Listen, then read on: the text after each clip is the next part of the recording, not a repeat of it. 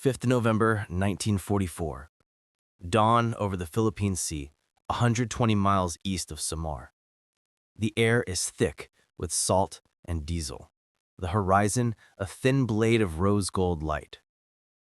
On the flight deck of the Imperial Japanese carrier Chiyoda, a 21-year-old ensign named Saburō Sakai stands beside his Zero, hands trembling not from cold, but from the sight unfolding to the east. From the American Task Force 38, 6 fleet carriers and 6 light carriers turn into the wind together.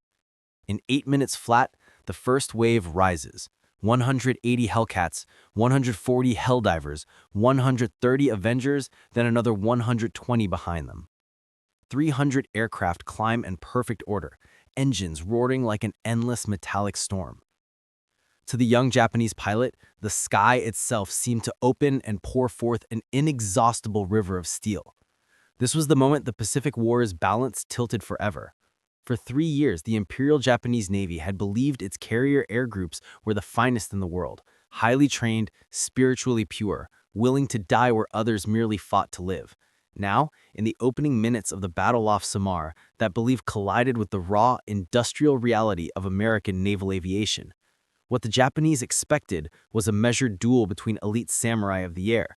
What they received was a demonstration of mass production so vast it felt almost obscene. In 1941, Japan had launched 6 fleet carriers at Pearl Harbor with 350 aircraft. By late 1944, the United States was commissioning a new Essex-class carrier every 6 weeks and a new Independence-class light carrier every month. Total American carrier strength now stood at 17 fleet and 12 light carriers in the Pacific alone, with another 60 escort carriers supporting amphibious operations. More telling still were the aircraft. Grumman was delivering 600 Hellcats every 30 days. Curtiss turned out 400 Helldivers, and Eastern Aircraft produced another 400 Avengers. Pilots were no longer irreplaceable knights. They were trained in months, not years, and rotated home as instructors so that the next wave arrived even better prepared. The Japanese admiral watching from Chiyoda's bridge that morning, Takeo Kurita, later wrote in his action report, "We faced a production line that never slept." The emotional shock was immediate and crushing. Japanese pilots had been taught that one divine wind could scatter 100 enemies. They had been told that American pilots were soft, materialistic, afraid of death. Yet here were those same Americans launching 300 combat aircraft in the time it took a Zero to warm its engine. The Kamikaze program itself had been born from desperation only weeks earlier, on 20th October 1944, when Vice Admiral Takejiro Onishi declared that the only way to stop the American fleet was for pilots to crash their planes into it. Now the very scale that had forced Japan into suicidal tactics was displayed in merciless clarity. A young lieutenant on the Zuikaku watched the American launch and whispered to his mechanic, "They do not need to die to kill us. They only need more of everything." Throughout the morning, the symbolic object repeated itself, the whistle of the American boatswain's pipe. On every U.S. carrier, the same shrill, almost cheerful notes sounded again and again, calling away the next deckload strike. To Japanese ears, listening on open radio channels or simply across the water, that whistle became the sound of limitless abundance, of a nation that could replace planes and pilots the way a farmer replaces seed corn. One captured Japanese diary recovered after the battle contained only 3 English words the pilot had learned that day. All hands, launch again. The whistle, ordinary, democratic, endlessly repeated, mocked the entire Bushido ideal of the single decisive sacrifice. By noon, the disparity had become existential. Japanese carriers managed to launch perhaps 60 aircraft in scattered groups. American carriers had already recovered their first wave, refueled, rearmed, and sent 280 planes aloft again. Hellcats flew top cover in formations of 40. Zeros, when they appeared, came in 2s and 3s. At 14:10, the Zuikaku took her 4th bomb hit and began to list.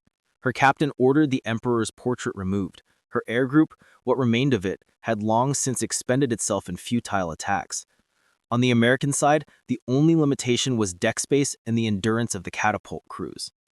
Losses were replaced before the pilots who inflicted them had finished their coffee.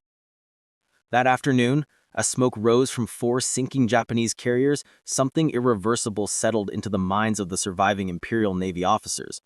The war in the air was no longer a contest of skill or even courage. It was a contest of factories, shipyards, training schools, and a society that believed ordinary men, given enough tools and enough freedom, could achieve the extraordinary. The kamikaze was not bravery.